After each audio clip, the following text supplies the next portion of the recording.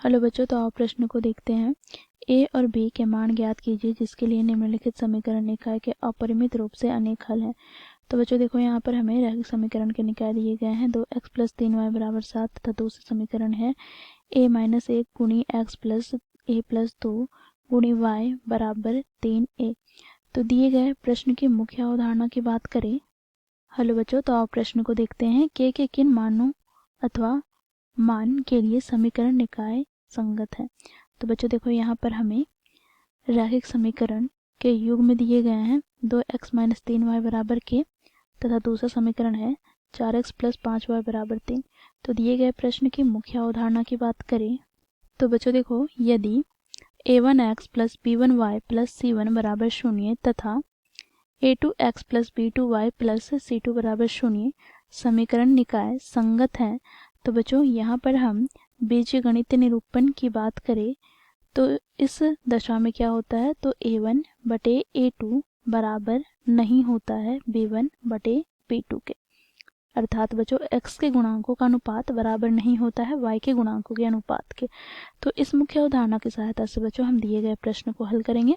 प्रश्न में दिए गए रैखिक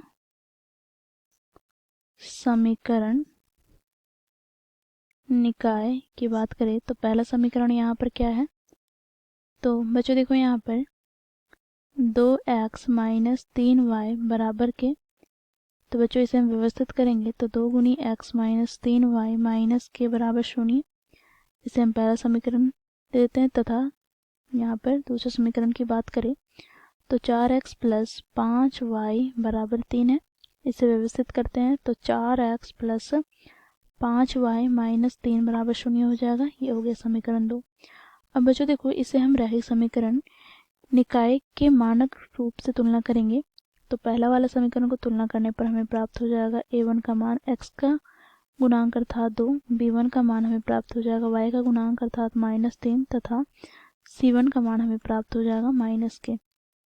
इसी प्रकार बच्चों दूसरे समीकरण को हम तुलना करते हैं तो a2 का मान हमें प्राप्त हो जाएगा x का गुणांक अर्थात 4, b2 का मान प्राप्त हो जाएगा 5 तथा c2 का मान प्राप्त हो जाएगा -3। अब क्योंकि हमें दिए गए समीकरण निकाय संगत है तो बच्चों देखो, इसके लिए हम लोगों ने बीजगणितीय निरूपण देखा है। मुख्य अवधारणा में क्या होता है, तो a1 तथा a2 का अनुपात बराबर नहीं होता है b1 तथा b2 के अनुपात के। ठीक है। अब बच्चों देखो, यहाँ से हम क्या करेंगे, मान रखेंगे तो a1 का मान क्या हो जाएगा, तो हम लोगों ने ज्ञात किया है 2 बटे a2 का मान 4 बराबर नहीं होगा किसके, तो b1 का मान -3 बटे b2 का मान 5। तो यहाँ से हम इसे विभाजित करते हैं तो 2 दूनी 4। तो यहाँ से बच्चों हम लोगों ने देखा 1 बटे 2 बराबर नहीं है किसके, तो -3 बटे 5 के।